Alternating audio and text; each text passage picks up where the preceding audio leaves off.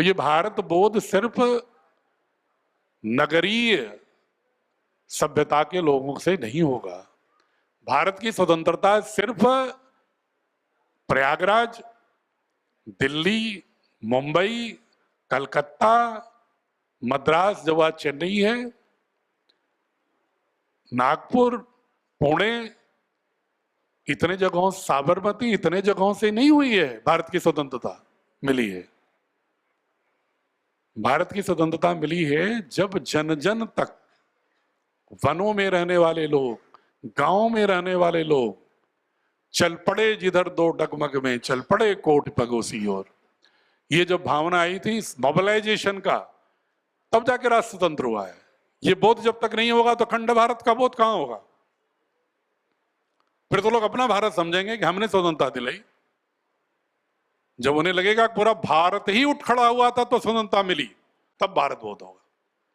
तब चाणक्य का अखंड भारत का बोध होगा। तब रामायण काल के राम के फेडरल बृहत्तर भारत का बोध होगा।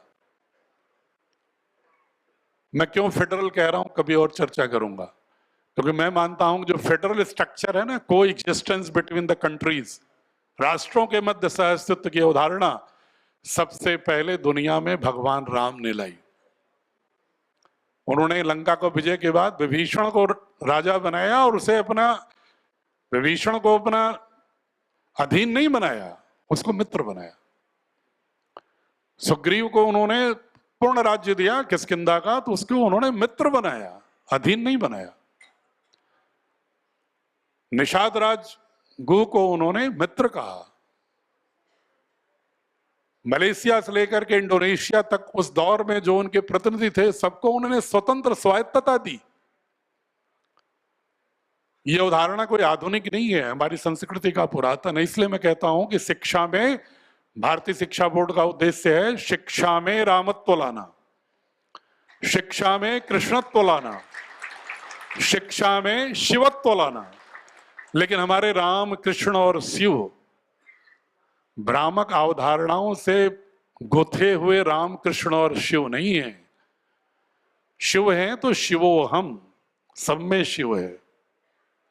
कृष्ण है तो शौर्य, चातुर्य, करुणा, स्ट्रैटेजिस्ट, डिप्लोमैट, जिनमें सारे गुण हो, सोल हो, कला हो, ऐसे व्यक्तित्व गढ़ना है, जिसकी चेतना में सत्य हो, जितनी चेतना में विजय हो, जितनी चेतना में नेतृत्व हो। और रामत्व का मतलब एक बृहत्तर गुण है। स्वामी जी प्राय चर्चा करते रहते हैं उसकी, रामचरितमानस की बात उठाते हुए। तो वो राम चाहिए कि घर घर राम मंदिर बन जाए ना। सिर्फ एकमात्र अयोध्या में ही क्यों रहे? राम का मंदिर तो आपके आचरण में होना चाहिए, राम का मंदिर आपके विचार में भी होना चाहिए, रामत्व तो आपके आचरण का अंश होना चाहिए। तब सनातन संस्कृति की बात हम कर सकते हैं। ये भारतीय शिक्षा बोर्ड इस रूप में इसको गढ़ रही है। तो मैं आप लोगों से ये अपील करूंगा, आह्वान करूंगा कि ये संकल्प को, स्वामी जी के आप योद्धा हैं, युग को आप लोगों ने स्वामी जी के आह्वान पर इतना आगे बढ़ाया। अब इसको भी आपको, सारे जो पूर्व के अभियान हैं उनको अगर आप चाहते हैं स्थायित्व देना,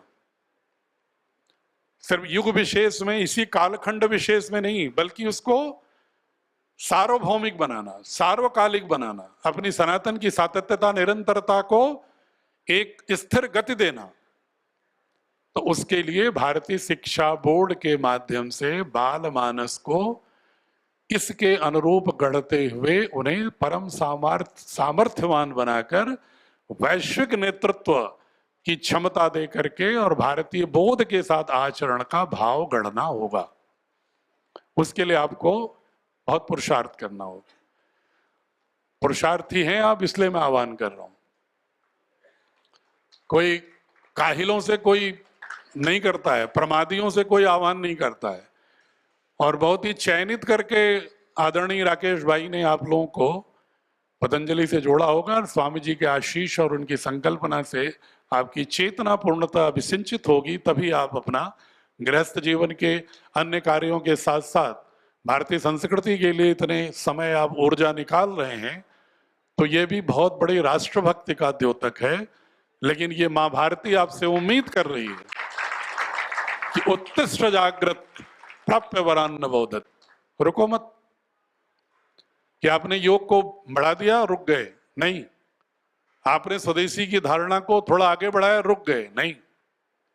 प्राप्य वरान नवोदत, जब तक कि पूर्ण लक्ष्य प्राप्त न हो जाए तब तक निरंतर चरैवेति के साथ हम सभी को सामूहिक प्रज्ञा के साथ आगे बढ़ना होगा। अब आपके कोई इतिहास की बात हमने कर दी थी, बहुत विस्तृत करेंगे तो बहुत लंबी बात हो जाएगी। पुस्तकें पढ़ेंगे तो उससे आपको अंदाजा लगेगा। अंतिम एक बात जरूर करूंगा, आप कैसे जुड़ें। एक पहला प्रश्न होगा दिमाग में कि जुड़ें कैसे इससे। तो योग तो एक व्यक्ति को भी जोड़ सकते थे आप, वो व्यक्ति योग करने लगता था, जुड़ गए। इसके जोड़ने में थोड़ा और अतिरिक्त सामर्थ्य लगाना होगा, क्योंकि समूह को जोड़ना है, एक संस्था को जोड़ना है, विद्यालय को जोड़ना है, विद्यालय से जुड़े हुए 400-500 अभिभावक को जोड़ना है, उनके शिक्षकों को जोड़ना है। बहुत सारे स्टेक होल्डर्स हैं इसमें, एक स्टेक होल्डर नहीं है कि आपने एनपी सिंह को समझा दिया कि भाई आप स्वस्थ रहोगे, प्रोडक्टिव रहोगे अगर आप इतना योगासन प्राणायाम कर लोगे। तो एनपी सिंह का उसमें निजी हित तुरंत दिखता है कि मेरी डायबिटीज खत्म हो जाएगी, मेरा ब्लड प्रेशर खत्म हो जाएगा, मेरा थायराइड खत्म हो जाएगा, मेरी रीढ़ की हड्डी ठीक हो जाएगी। तुरंत एक निजी हित तुरंत झलक जाता है। तो उसमें स्वीकार्यता में थोड़ा ऊर्जा कम लगाने पर भी व्यक्ति थोड़ा आ जाता है। लेकिन जो एक टैंजिबल दिखता है वो, लेकिन शिक्षा की और संस्कृति की जब बात आप करते हैं तो इनटैंजिबल होता है, अंग्रेजी में जिसको कहते हैं अव्यक्त। वो कहेगा कि आप जो बात कर रहे हैं उसको कैसे मानूं मैं कि आपकी जो बात एनपी सिंह जी ने आपको बोल रहे थे या रिकॉर्डेड है, आस्था पर चल रहा है या वैदिक पर चलेगा, वो कैसे सच है।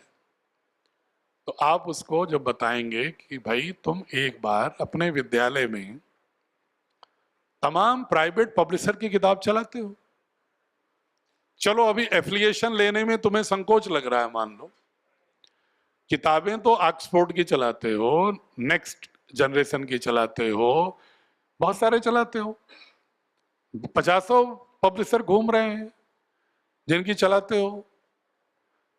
तुम एक बार भारतीय शिक्षा बोर्ड की किताब लगा के देख लो, और तुम शिक्षक भी पढ़ो उसको, प्रिंसिपल भी पढ़ो, बच्चों को भी पढ़ो, अभिभावक भी उस बहाने पढ़ेंगे। अगर तुम्हें ये लगे कि नहीं इसमें तो विज्ञान गणित सबका पूरा सामर्थ्य के साथ साथ हमारी संस्कृति के सनातनता के तत्व विद्यमान हैं, जैसा कि हम चाहते थे कि हमारे बच्चे ऐसा संस्कार ग्रहण करें, ऐसी धारणा न बने आपकी पुस्तकों के माध्यम से, तो मत लेना बाद में। लेकिन एक बार तो प्रयोग करो। अगर फालतू लोगों का प्रयोग करते हो उनके से छोटे छोटे प्रलोभनों पर, तो इससे बड़ा प्रलोभन क्या होगा कि आपकी संस्कृति का संरक्षा होगी।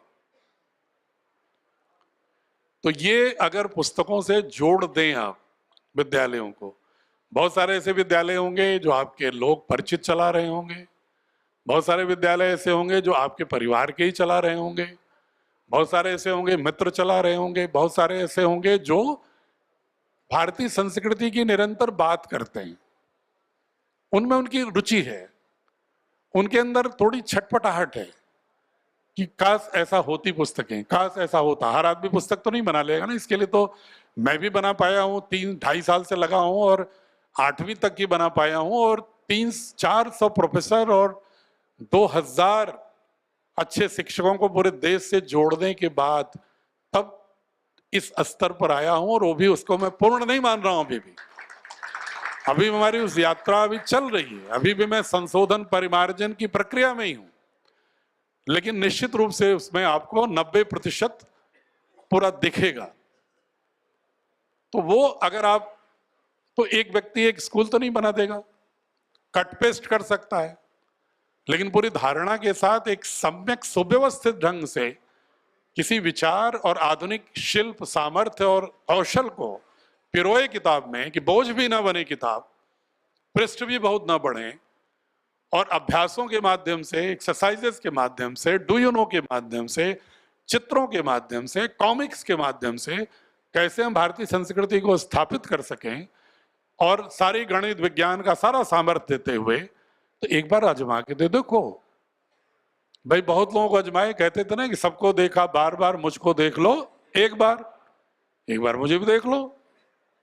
अगर तुम्हें नहीं मन आ जाए इसके बार बार यहीं फिर विवाह कर लेने का भारतीय शिक्षा बोर्ड से, तब क्या ना, फिर तुम्हें लगेगा कि तो जीवन बिताना है इसके साथ, तय कर लोगे कि ये तो जीवन यात्रा ऐसी होनी चाहिए हमारे बच्चों की। और जो हमने अभी पिछली बार किताबें हमारी अप्रैल में तैयार हो पाई थी, अब की बार तो हम किताबें जनवरी में भिजवा देंगे, ताकि किसी विद्यालय के पास बहाना भी ना हो, मैंने तो ऑर्डर दे दिया। हमने सप्लायर भी तय कर दिया है कि ताकि किताबें पहुंचाने वाले भी पहुंच जाए, हर प्रांत में हो गए हैं। वो पंकज जी देख रहे हैं जो दिव्य प्रकाशन वाले, वो देखते हैं, उनकी सूची भी हम राकेश भाई को दे देंगे।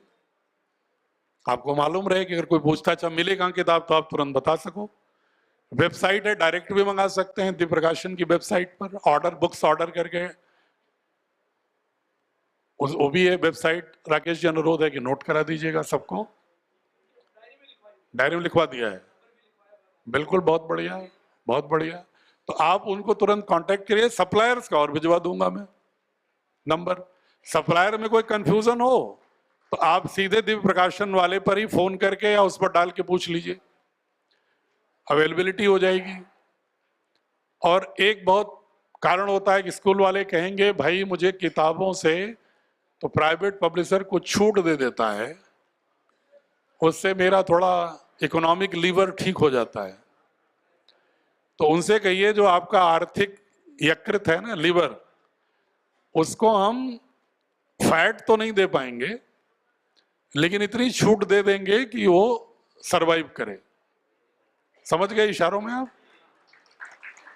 इतना हम भी प्रावधान कर देंगे कि ठीक है, थोड़ी बहुत आपको पौष्टिकता मिल जाए, उसका घाटा हम सह लेंगे।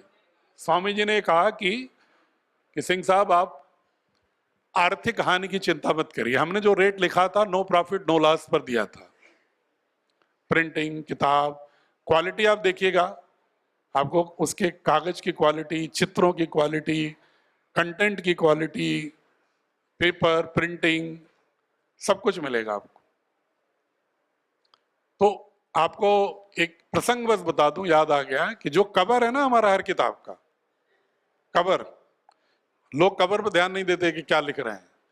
हमने हर साल की किताब पर, हर वर्ष की किताब में, हर विषयों में जो कवर पेज है वो किसी न किसी भारत की आदि आर्ट व्यवस्था पर है, आर्ट पर।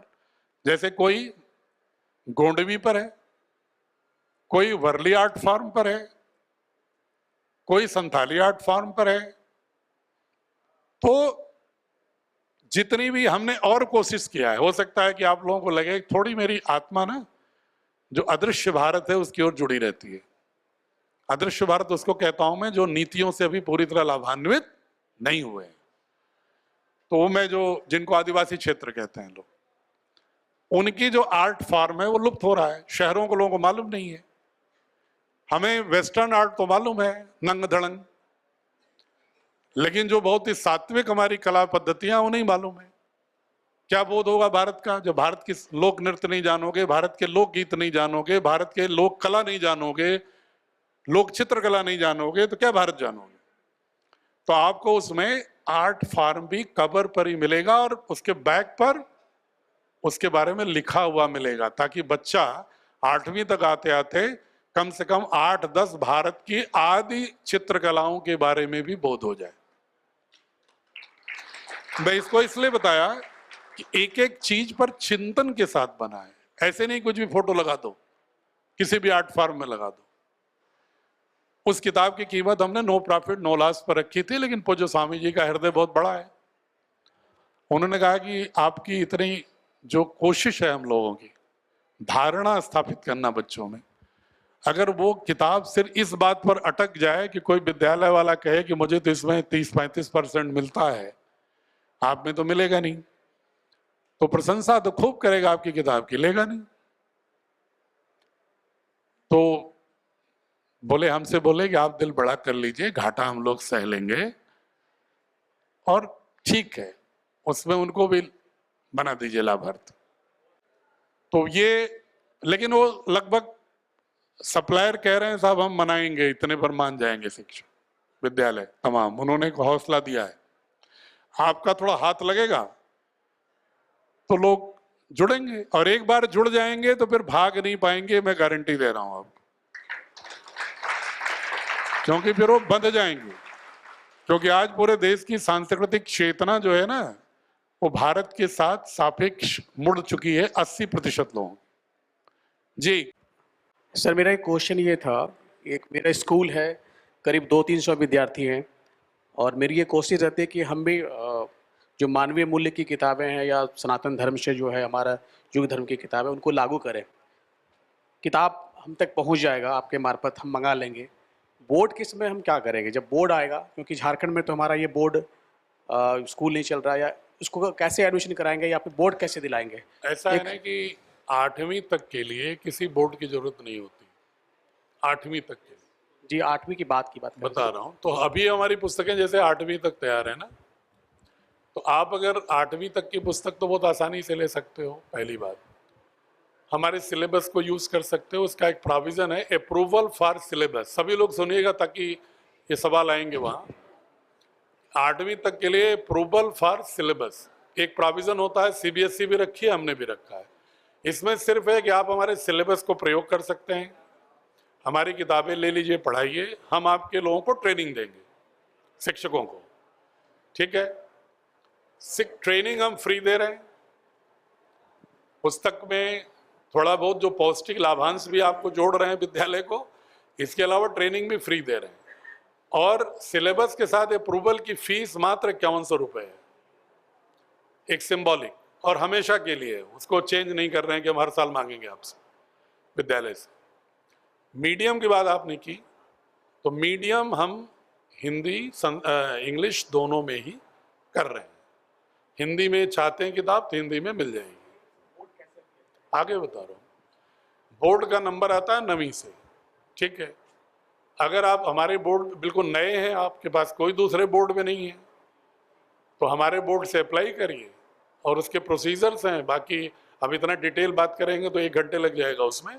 हमारी वेबसाइट है, उसको क्लिक करिए। कोई कंफ्यूजन हो आपको तो स्वामी पूर्णदेव से बात करिए, वो डिटेल आपको ब्रीफ कर देंगे कानूनी स्थिति। स्वामी पूर्णदेव को स्वामी जी ने केंद्रीय समन्वयक बनाया। जैसे सर वहाँ पे हमारे यहाँ झारखंड में या रांची में या जहाँ पर है, वहाँ सेंटर वगैरह कोई जो आपका अगर मान लो पहला विद्यालय जब भी खोलेगा, जी, कई विद्यालय तो होंगे नहीं कि आपका सेंटर हम दूसरी जगह ले जाएंगे, तो पहली जगह आपको जब तक संख्या कम होगी होम सेंटर देंगे। जी, लेकिन जो वहां पर व्यवस्थापक है, जो परीक्षा का सुपरिटेंडेंट जी, वो हम अपना भेजेंगे अलग, वहां का प्रिंसिपल वो नहीं होगा, ताकि शुचितापूर्ण परीक्षा हो जाए। यहाँ से कंडक्ट हो जाएगा सर। हाँ, कंडक्ट यहाँ से होगा। ठीक, थैंक यू सर। ओम जी, मैं गुलशन रैना जम्मू कश्मीर से। मेरा प्रश्न ये है कि भारतीय शिक्षा बोर्ड क्या नियर फ्यूचर में अक्रॉस द कंट्री कोई स्कूल्स अपने जैसे सीबीएसई के स्कूल्स हैं, तो ऐसे स्कूल्स खोलने का भी कोई प्रावधान है? और दूसरा छोटा सा ये है कि ये इन्होंने क्वेश्चन पूछा हो कि जो ऑलरेडी एग्जिस्टिंग स्कूल्स हैं वो भी क्या स्विच ओवर कर सकते हैं? बिल्कुल ठीक पूछा आपने, स्विच ओवर कर सकते हैं, बिल्कुल कोई दिक्कत नहीं, हमने प्रोविजन रखा हुआ है। स्विच ओवर के प्रोविजन को हमारे एफिलिएशन बायलॉज की वेबसाइट पर रैना साहब पढ़ लेना। स्विच ओवर का प्रोविजन है, और बहुत हमने स्मूथ रखा है प्रोविजन स्विच ओवर का, बहुत कठिनाई नहीं किसी को, उसमें आसान कर दिया हमने। बाकी सीबीएसई में अगर आप माध्यमिक से जाते हैं उसमें, तो उसमें कठिनाइयाँ हैं, हमने उस कठिनाइयों को दूर करते हुए सरलीकरण किया हुआ है। और कोई अगर नया है, पहली बार बोर्ड से जुड़ना चाह रहा है, तब तो कोई दिक्कत ही नहीं, और स्विच ओवर के लिए तो और आसान है, उसमें तो फीस भी कम है हमारी, ठीक है। डिटेल आप जो है, चूंकि 62 पेज का एफिलिएशन बायलॉज है, तो वो हमसे अगर आप दोबारा रिपीट कराना चाहेंगे तो हम फिर लग जाएगा अगला 1.5 घंटे, आपका लंच प्रसाद चला जाएगा पेट की बजाय कहीं और। तो इसलिए आप हमारे एफिलिएशन बायलॉज को पढ़ लीजिए, कोई कंफ्यूजन हो तो हमारे यहाँ संवाद का जो कॉल सेंटर बना हुआ है पतंजलि में, उसके मुखिया हैं स्वामी पूर्णदेव जी। आप उनको मैंने पूरा ट्रेन कर रखा है, हर विषय का, हर प्रश्न का उत्तर दे देंगे आपको। उनको बैठ के 2.5 घंटे मैंने पूरा ट्रेन किया है। और अगर कोई कंफ्यूजन होता है तो फिर आपसे वो कहेंगे कि मैं चेयरमैन साहब से पूछ के बताऊंगा, मुझसे बात करते हैं, फिर मैं उनको समाधान दे देता हूँ। फोन नंबर अभी आदरणीय राकेश भाई से अनुरोध करूंगा कि उनका भी जो कांटेक्ट पॉइंट है ना, एक नंबर है ना जो भारतीय शिक्षा बोर्ड का, पूर्णदेव जी के व्यक्तिगत नंबर की बजाय एक शिक्षा बोर्ड का एक नंबर है जिस पर कि हमेशा उठाते हैं। हाँ, नहीं, वो उन्होंने कॉल सेंटर में भी, राकेश भाई कॉल सेंटर में भी उन्होंने अब एक अलग नंबर सेपरेट जो किया है डेडिकेटेड, वो दीजिए। हाँ, जो भारतीय शिक्षा बोर्ड के लिए डेडिकेटेड। और जो स्कूल्स वाला है कि स्कूल्स भी खोलने का है? स्कूल सीबीएसई ने भी नहीं खोला है। जो लोग प्राइवेट खोलते हैं सीबीएसई उनको एफिलिएशन देता है, तो हम उन्हीं की तरह एक दूसरे बोर्ड है। ठीक। नमस्ते सर, हमारा एक स्कूल है वेस्ट बंगाल में, पश्चिम बंगाल में, तो नंबर दिख रहा है। हम लोग एप्लीकेशन चाहते हैं, लेकिन वो बांग्ला, वो जो बंगाली लैंग्वेज है उसका बारे में कुछ बताइए। कौन सी लैंग्वेज? वो जो होम लैंग्वेज है वेस्ट बंगाल का। ऐसा है, बता रहा हूं मैं आपको। देखिए, अभी सिद्धांततः हमारा बोर्ड भी जो कि राष्ट्रीय बोर्ड है, और न्यू एजुकेशन पॉलिसी ये कहती है कि 5वीं तक कोई बच्चा अगर अपनी मातृभाषा में पढ़ना चाहता है तो उसे मातृभाषा में पुस्तकें उपलब्ध करानी चाहिए। ये अभी न्यू एजुकेशन पॉलिसी ने भी सिद्धांततः मान लिया है। हम चूंकि उन्हीं के बच्चे हैं भारत सरकार के, तो उसको हम भी मान रहे हैं। लेकिन संकट क्या है, किताब हमारी तैयार हो गई, अब उसको इंग्लिश में तैयार करके हिंदी में करा दिया। अब अगर गुजरात है, मान लीजिए बंगाल है, उड़िया है, वहाँ के लोग कम से कम अगर 50-60 स्कूल अगर हमारी उस लैंग्वेज की कन्वर्टेड किताब को, ट्रांसलेटेड को नहीं लेंगे तो हमें बहुत ही वित्तीय हानि होगी। इसलिए हम, जैसे गुजरात में 50 विद्यालय ने क्लस्टर बना के कहा गुजराती में उपलब्ध करा दीजिए, मैं गुजराती में अनुवाद करा रहा हूँ। महाराष्ट्र में भी कुछ लोग आए थे, हमने कहा 50-60 विद्यालय अगर तैयार हो तो मैं अनुवाद करा दूंगा, क्योंकि हमारे पास कंटेंट तो तैयार है, अनुवाद कराना, प्रिंट कराना। तो अभी हमें 2 में तो तैयार है, तीसरी गुजराती में तैयार करा रहा हूं। आपकी कौन सी भाषा बोला आपने? बांग्ला। तो बांग्ला में भी कुछ और लोगों को तैयार करो, ताकि कम से कम इतना तो आ जाए कि हम जितना अनुवादक को पैसा दें और प्रिंट हो कागज का, उतना तो मिल जाए हुजूर। ये प्रयास करिए। अन्यथा अभी पहले उन स्कूलों को टारगेट करिए जो कि हिंदी या इंग्लिश मीडियम पढ़ा रहे हैं। पूरे देश में तमाम ऐसे विद्यालय हैं प्राइवेट जो सिर्फ इंग्लिश मीडियम पढ़ाते हैं, उन्हीं का टारगेट करो। अंग्रेजी पढ़ने वाले ही सबसे अधिक भारत को कम समझते हैं। अगर उन विद्यालयों में हमारी पुस्तक पहले पहुंचेगी तो वो पढ़ेंगे अंग्रेजी लेकिन रहेंगे भारतीय। आप बताइए। ओम जी, मैं सुनील राजपूत बिजनौर से यूपी से हूँ। मैं ये निवेदन करता हूँ आपसे कि जिस प्रकार से नया विद्यालय खोलेंगे हम, तो नए विद्यालय का एफिलिएशन लेने की वो क्या क्या फिर वो होंगे नियम जी? मैंने पहले, अच्छा, उसमें 8 तक भी एफिलिएशन लेना पड़ेगा उसके लिए? नहीं, 8 तक आपको राज्य सरकारें देती हैं, बीएसए, एडी बेसिक देगा। बीएसए लेवल पे लेकर के, हाँ, उसके बाद पुस्तकें अपने लगा लेंगे। उसके बाद आपने एक फॉर्म है, वो भी आपको गाइड कर देंगे इस नंबर वाले लोग। जी जी जी। सिंपल सा एक पेज का फॉर्म, 5100 रुपये जमा करिए, हमारे साथ अप्रूवल करा लीजिए सिलेबस का, किताब आप खरीदिए और ट्रेनिंग हम दे देंगे। अच्छा, परीक्षा के पेपर यहीं से जाएंगे? परीक्षा 5वीं 8वीं की कोई सरकार में नहीं है।